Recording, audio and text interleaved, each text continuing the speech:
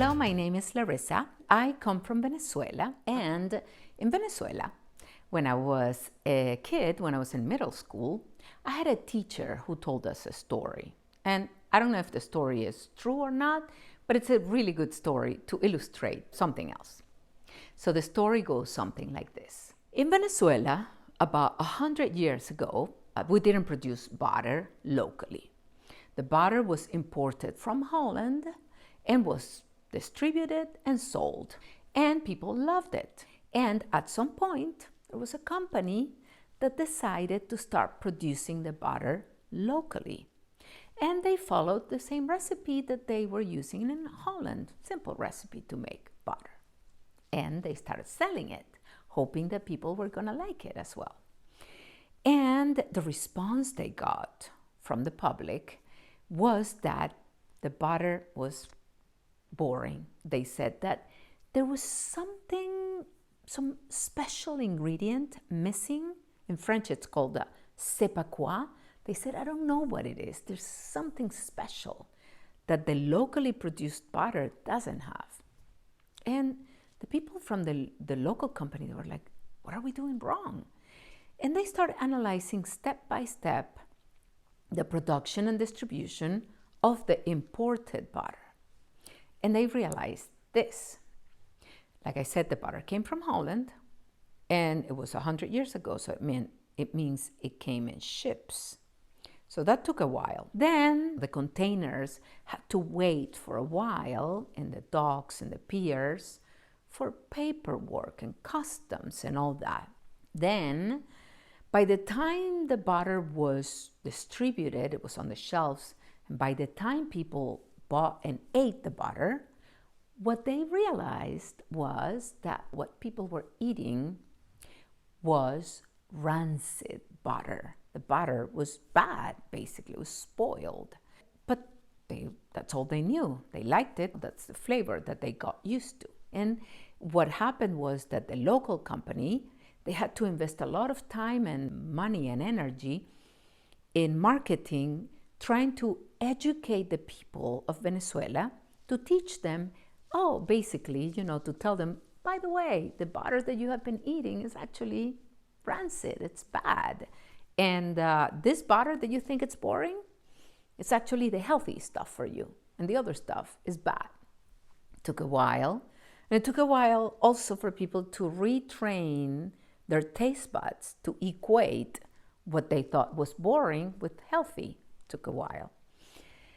And so the reason why I think it's a good story to illustrate something else is because I think that what happened to the people in Venezuela 100 years ago, is exactly what happens to us today with the concept of love. Because we've gotten so used to this concept of love that is constantly being sold to us through the movies, and especially the songs, the so-called love songs. We've gotten so used to that concept that we have learned to equate those experiences described in those songs, we have learned to equate that with love, when in reality, they're not talking about love. If we analyze the lyrics, most of the lyrics, and we analyze them objectively, we will realize that they are usually talking about other things, a lot of other things but love. They're usually about unresolved traumas, dysfunctional behaviors, addictive behaviors, codependence, a lot of things but love. The movies are usually about, fantasies and stuff, but especially the songs.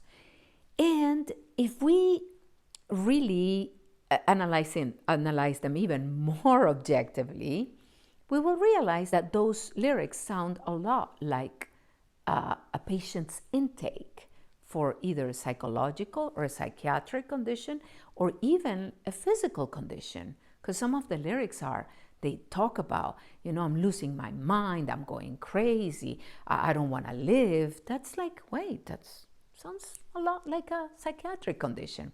And sometimes it's even, I can't breathe. It's like, wait a second. It sounds more like a medical condition, And so I get it. it's normal. It's a normal human need to want to sublimate our pain through art. That's normal. What I do have a problem with is the labels that we're using. The labels are not accurate because it's like food. If we buy food, it says the nutrition facts and we know the ingredients, we know what we're consuming. And these songs that they say love in the label, then we think that's love, when in reality the nutrition facts should say, this is about unresolved trauma, this is, it describes a psychiatric or psychological condition. And so that way it helps our mind understand, wait a second, this is not love. Because what happens is that when we meet someone and we're confronted with an experience that is similar to what's described in these songs, we equate that and we go like, oh, I must be in love because it matches what's described in the songs.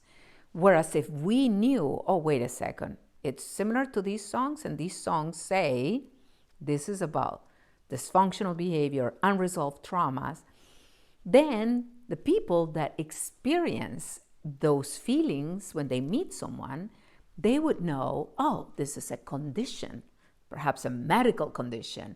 And so maybe the person, instead of needing to go out on a date, maybe they need treatment, psychological, psychiatric, or even medical assistance.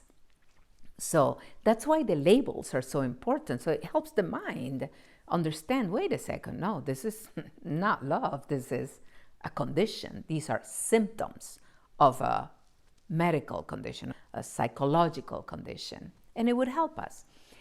And conversely, also when we are confronted, when we meet someone and we experience the real experience of love, when we feel the feelings of love and everything is nice and we feel safe, like the people in Venezuela with the butter, we feel like, there's something boring. It's missing this sepacua, this mysterious ingredient, because we're thinking about those songs. And instead of that, we should say, oh, well, we should retrain our taste buds, so to speak, the taste buds of our hearts and our minds, to understand that when it feels boring, perhaps it's because it's healthy.